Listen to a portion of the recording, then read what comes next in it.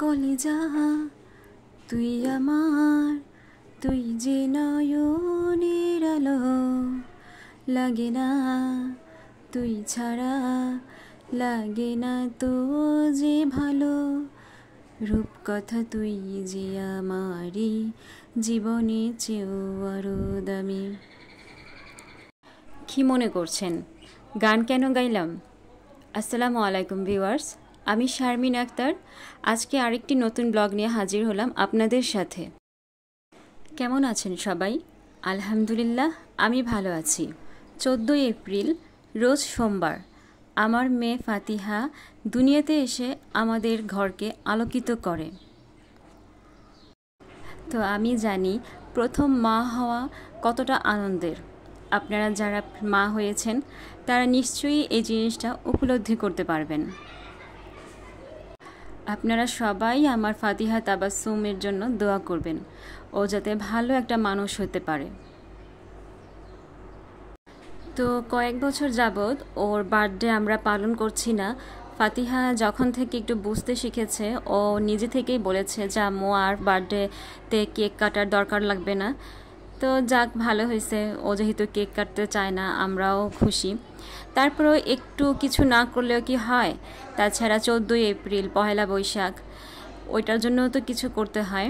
তা কেক কিনি নাই ঠিকই, বা কেক বানাই নাই, বাট একটু ডেজার্ট টাইপের কিছু করেছি।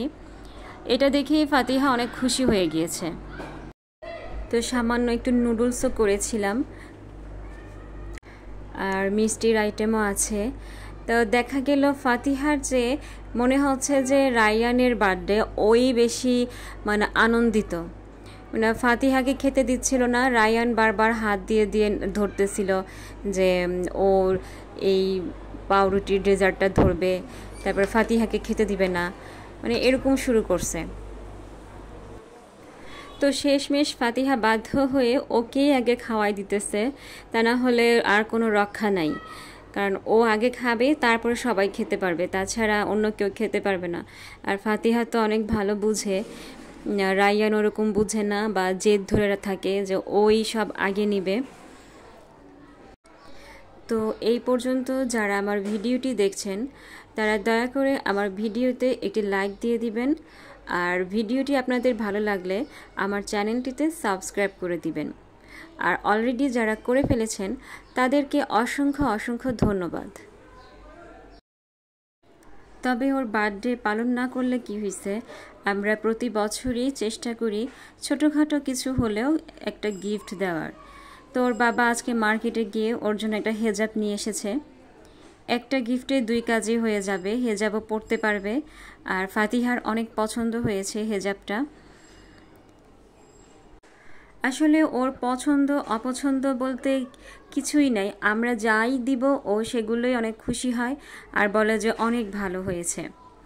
এখন পর্যন্ত কখনোই বলে নাই যে আম্মু আমি এই জিনিসটা কিনবো, আমাকে ওই জিনিসটা কিনে দাও। আমি কখনোই ওর কাছ থেকে এগুলো পাইনি। তো ফাতিহার যখন 2 বছর, ওর দাদু ওকে এই কানের দুলগুলো দিয়েছিল। আমি এতদিন ফাতিহাকে দেখাইনি, তো আজকে দেখাইলাম যে ফাতিহা তোমার বার্থডে গিফট তোমার দাদু গিফট করেছিল ছোটোবেলা। ফাতিহা তো অনেক খুশি যে দাদুর কাছ থেকে গিফট পাইছে। আর ফাতিহাকে ওর দাদু অনেক আদর করে, অনেক আদর করে, প্রথম নাতনি সেই হিসাবে অনেক আদর করে। আর তাছাড়া ফাতিহার গায়ের রঙটা আমার শাশুড়ির মতোই হয়েছে, সবাই বলে যে আমার শাশুড়ির মতো দেখতে হয়েছে, তাই উনি অনেক আদর করে। তো ওর গায়ের রং নিয়েও আমার অনেক কথা শুনতে হয়েছে মানুষের, যে কার মতো হয়েছে, বাবা মা দুজনেই ফর্সা, ও কার মতো হয়েছে। তো আমার কথা হচ্ছে, আমার মেয়ে যার মতোই হোক, ও তো আমার মেয়ে। আল্লাহ ওকে নেক হায়াত দান করুক, ও সুস্থ থাকুক। তো কেন জানি আপনাদের সাথে কিছু কথা শেয়ার করতে ইচ্ছে করছে, করেই ফেলি, তাই না? আপনারাই তো। তো ফাতিহা পেটে আসার পরে যখন ফার্স্ট আলট্রা করতে যাই, ওর বাবা আমাকে গাড়িতে বলছিল যে ডক্টর যদিও জিজ্ঞেস করে যে জানতে চান কি না, তো তুমি নিষেধ করবা যে না আমরা জানতে চাই না, ছেলে কি মেয়ে হবে। তো আমিও বলছি যে ঠিক আছে আমি জানবো না। কিন্তু আলট্রা রুমে যখন আমাকে ঢুকাইছে আর ডক্টর যখন বলতেছে যে আপনি কি জানতে চান যে আপনার ছেলে কি মেয়ে হবে, আমি হঠাৎ করে বলে ফেলছি যে হ্যাঁ। তখন ওই ডক্টরও ঠাস করে বলে দিছে যে আপনার মেয়ে হবে। তা আমি শুনে তাড়াতাড়ি মানে সাথে সাথেই আলহামদুলিল্লাহ বললাম। তো এটা বলে যখন বাহিরে বের হয়েছি, ওর বাবা আমার মুখের দিকে তাকায় আছে, বলতেছে যে কি হয়েছে। পরে আমি বলতেছি কিছু না, কারণ না কিছু তো একটা হয়েছে। পরে আমি বললাম যে বলছে মেয়ে হবে। তো ওর বাবা আমাকে সাথে সাথেই হসপিটালের ক্যান্টিনে নিয়ে গেছে। ওইখানে নিয়ে আমাকে কয়েকটা রসগোল্লা কিনে দিছে। আমি ফাতিহা পেটে থাকতে রসগোল্লা অনেক পছন্দ করতাম। তো বলতেছে যে মেয়ে হওয়ার খুশিতে তুমি রসগোল্লা খাও। তো আমি কিছুটা স্বস্তি পাইছি যে না, ও খুশি হয়েছে। আর আমাদের সমাজে অনেকেই আছে মেয়ে হইলে পছন্দ করে না, কিন্তু মেয়ে বরকতময়ী নারী, এটা আমাদের মাথায় রাখতে হবে। আর তাছাড়া ছেলেদের তুলনায় মেয়েরা কিন্তু একটু কম জ্বালায়, তার সাক্ষী আমি। আমার মেয়ে আমাকে মোটেও জ্বালায় নাই, আমার ছেলে যতটুকু আমাকে জ্বালাইছে। ফাতিহা কখনোই আমাকে ঘুমের কষ্ট দেয় নাই।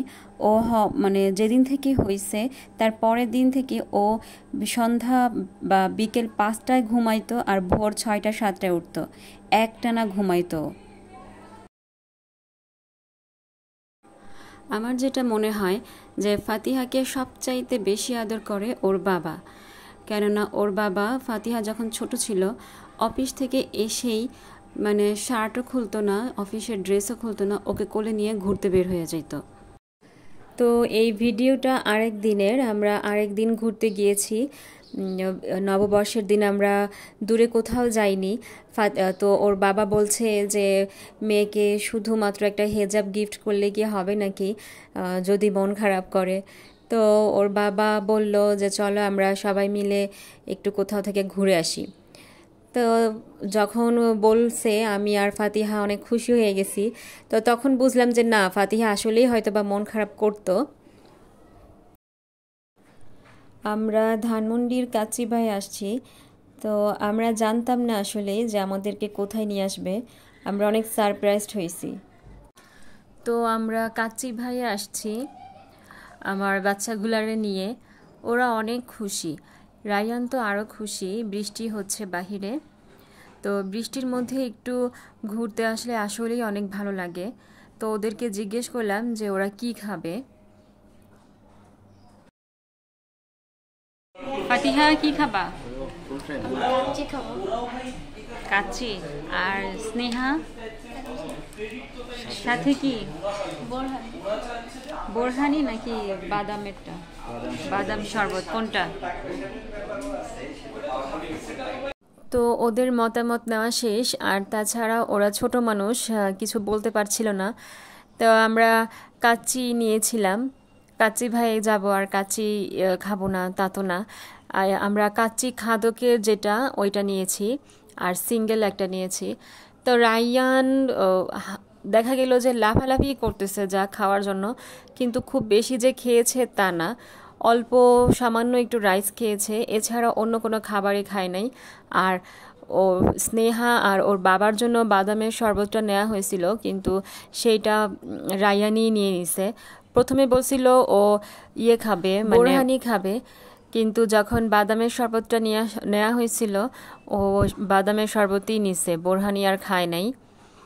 যাই হোক, আমরা আল্লাহর রহমতে সবাই খাওয়া দাওয়া করলাম, ভরপুর পেট ভরপুর করেই খাইছি। তাছাড়া ওদেরকে বারবার জিজ্ঞেস করা হচ্ছিল যে তোমরা কি আর খাবা কি না, আর খেতে পারবা কি না। ওরা না করছিল যে না আর খেতে পারবো না। কিন্তু রায়ান খাক আর না খাক, ও বলতেছিল যে আরও নাও আরও নাও, মানে ওর নষ্ট করার ধান্দা আর কি। ও কিন্তু একদমই খেতে পারে নাই, কিছুই খায় নাই, তাও বলতেছিল যে আরও নাও আরও নাও। তারপরে যে আমাদেরকে খাওয়ার পরে পানের যে মশলাটা ওইটা দিয়েছিল, ও এগুলা খাইতেছিল। তো ওদেরকে বারবার জিজ্ঞেস করার পরে শেষে আবার বলতেছে যে লাচ্ছি খাবে। তো লাচ্ছিও কিনে দিছিলাম।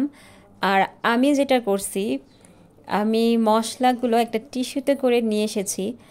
কারণ বাঙালি বলে কথা। অবশেষে আমাদের খাওয়া দাওয়া শেষ, আমরা বাসার উদ্দেশ্যে রওনা হলাম। তো আসার সময় আমরা রিক্সা নিয়েছি, সিএনজিতে আর উঠি নাই। রিক্সা দিয়ে আসতেছি আর সব কিছু দেখে দেখে আসতেছি, ভালোই লাগতেছিল। রায়ানও অনেক এনজয় করছে মাশাল্লাহ। রায়ান ওর বাবার সাথে কোলেও ছিল সামনে। আর আমরা সংসদ ভবন, তারপর খামার বাড়ির দিক দিয়ে এসেছি। আসলে অনেক মজা হয়েছে। তো বাচ্চাদেরকে নিয়ে মাঝে মাঝে বাসায় রান্না বান্না না আসলেও অনেক ভালো লাগে। মাঝে মাঝে তো একটু একটু খরচ করতেই হবে, এত হিসেবই হলে আবার হয় না। যাই হোক, আমাদের বার্থডের সব কিছুই কমপ্লিট। ফাতিহাকে জিজ্ঞেস করেছি যে ফাতিহা কেমন লেগেছে। ফাতিহা বলেছে যে অনেক ভালো লেগেছে।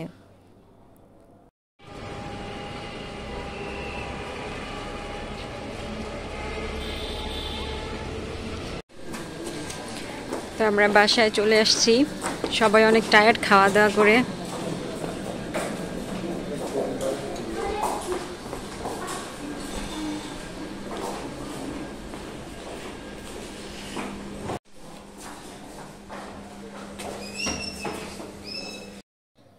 তো আজকের ভিডিও এই পর্যন্তই।